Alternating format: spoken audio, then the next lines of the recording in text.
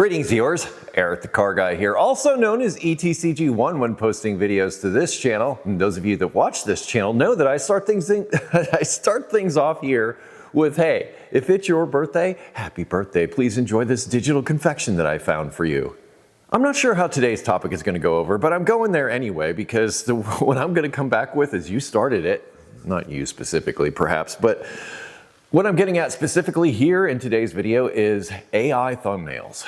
And that's something that I've been doing lately for the past, well, I don't know, maybe a month or so, or something of that nature. But well, maybe longer than that. I'm not sure because, and this is kind of at the heart of where I'm coming from in this video, is that I don't have a lot of time.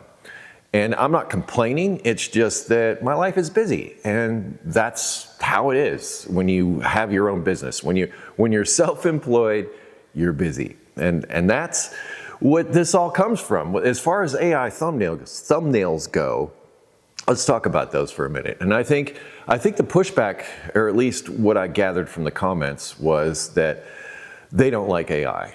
And they don't like AI coming into their lives. They don't like AI data centers in particular. That's what I think it centers on. So the complaint about the thumbnails goes into the AI argument of they're building data centers and they're taking water and all the electricity and all that stuff. And I'm not saying that's not happening. I'm just saying that as far as AI is concerned and my use of it, I'm trying to save myself some time. I spend, just to put it in perspective, that video that I posted about rebuilding the engine on the Honda Pilot or putting it back together, that was a video that came out to about 2 hours runtime by the time I was done editing it. And I edited that down from about 30 hours worth of footage. I think it was about 30 hours, yeah. Well, maybe less. Anyway, it was a whole lot of hours worth of footage. And that's, again, I'm losing stuff. But it was a whole lot of hours worth of footage to bring you that 2 hours. And that, not to mention the production time before that. So in round numbers, it took about a month to produce one video. And the sad part is after I'm done with that month and I finally got the final cut of that video ready to go, frankly, my least favorite thing to do is come up with the metadata, which is the description of the video, and the thumbnail. And frankly, probably the most important part of that, month worth of time I spent in production of that one video boils down to that thumbnail, because that's what you're going to click on. That's what somebody who's never seen Eric the Car Guy before is going to click on, or ETCG1.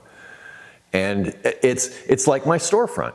So I put up my storefront and people walk by and they might like what they see inside and they'll walk inside if they like what they see. And that thumbnail is that storefront. That's the thing that's grabbing their attention. Again, I spent all this time trying to create this content and my focus was so into just the content that now I'm left with very little energy to do probably the most important part of it. Now YouTube, I don't know exactly when they started it, but it was a little while ago, where they offered me as a creator A and B testing, to where I'm allowed to put 3 different thumbnails out for you, the audience, to choose from. So it's like a voting tally kind of thing. So they run that thumbnail, and if it gets response, then it gets ranked higher. And the one that gets the most clicks wins at the end of the day. So in essence, for several of my videos now, there have been 3 different thumbnails that have come up. Not all of them were AI, some of them were mine. The thing is most of the time people are choosing the AI thumbnails, and those are the thumbnails that come up. So in essence, my response to you that you're having pushback against the AI thumbnails is, number one, you're kind of choosing them. Or the audience is choosing them, the majority is choosing them. So the majority is ruling here and they're saying, all right, I want to click on that AI thumbnail. Now, I'm not trying to be deceptive. There's no AI in the video itself. I'm just trying to put something, save myself some time. Again, I'm coming back to saving myself some time and taking something off of my plate that could be very time consuming, because you can spend just as much time, if not more time, on a thumbnail. Like I said, it's extremely important. There are companies out there that's all they do. All they do is make thumbnails for YouTubers. So that is an industry in and of itself. It's something that has been separated out from doing the videos. It's that important, it's that involved. You can spend hours, days on a thumbnail trying to perfect it, trying to make it just right, just so. And that's so much of what I do. And I'm not the only one. There are millions of me out there trying to do this, trying to get your attention. In fact, that's this whole game. This whole YouTube game is about getting your attention and keeping it for as long as possible. So any little edge that we can get helps.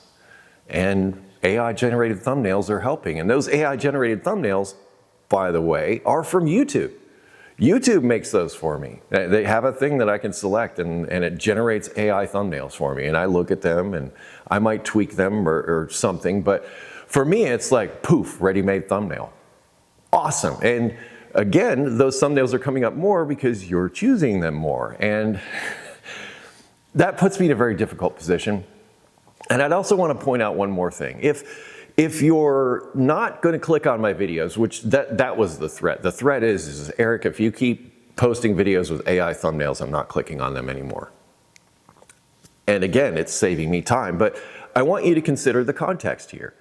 So you're going onto YouTube, watching a YouTuber, and you're trying to protest against data centers. I'm just going to put it out there that YouTube runs on data centers, like hundreds of them throughout the world. So you're not able to watch YouTube unless there's a bunch of data centers. And I'm not saying we need more data centers. Absolutely not. That's not what I'm saying. And as far as the whole AI thing, that's a whole different discussion. I don't want to get into that part of it.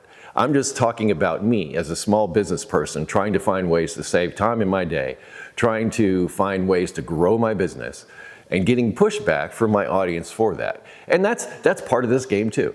You know, you're never going to make everybody happy. That's just how this works. And some of you are going to say, Eric, you shouldn't even bother responding to all that kind of stuff. And I think, yes, it's worth responding to, because if somebody takes the time to actually make a comment to a video that they're watching and letting me know that feedback, they feel something for that. That's an audience member. That's got some weight to it for me. So I don't want to ignore that so much, but I just want those of you that may be feeling that, hey, Eric, I hate your AI thumbnails. Well, now I hope you have a little more insight into why those AI thumbnails are there, why I'm doing them, and the fact is, many people are choosing them. They're choosing them over the thumbnails that I create. And again, I don't want to spend my days creating thumbnails. I want to spend my days creating automotive content that is useful to you. That's where I want my focus to be. I don't want to spend my day trying to make the perfect thumbnail. No, I just want to make the video, and I want to make that video as good as I possibly can. That's what I want to do. And if something can save me time on the other end and all I have to do is click something and say, hey, come up with some ideas for thumbnails for me, and they come up with some things that happen to work, happen to get more views, happen to attract attention, what am I to do? This feels like the Industrial Revolution or that time when horses were replaced by cars. Those people with the horses were saying, wow, you know, these horses are so much better than these cars. And then the cars, they even made cars to look like they were being pulled by horses to try and get people to go along with that. So is this AI thing our next evolution? Is this our next change into what is the future, and it becomes ubiquitous and it's everywhere? It kind of already is. I'm not saying I like it, but I am saying I'm liking the time savings I get from just being able to say, hey, can you help me come up with a thumbnail? And maybe it picks one or two, and I take those one or two and I put it in that A/B testing and people start choosing it. What are your thoughts on that? I'd love to get your feedback on my feedback to your feedback. That's what it is all about here on ETCG1. It's not about auto repair or any of that kind of stuff. We're just talking about stuff here. Links in the description. Yeah, I spend a lot of time putting those descriptions together, and it's sad how often people skip it. Because I might even say in the video, my sources of information or whatever, down in the description. And then I get comments like, hey, Eric, where did you get your information? And where are you coming from with all this? And then I have to roll my eyes and say, check the description. I feel like I've really lectured a whole bunch in this video, and I'm sorry for that. I don't mean to do that to you on a Monday, because that's when the video is released. But again, I want to wish you a happy birthday, and I want to thank you for watching. And I want to remind you to be safe, have fun, and stay dirty, because I say that at the end of my videos, and I mean it. I'll see you next time.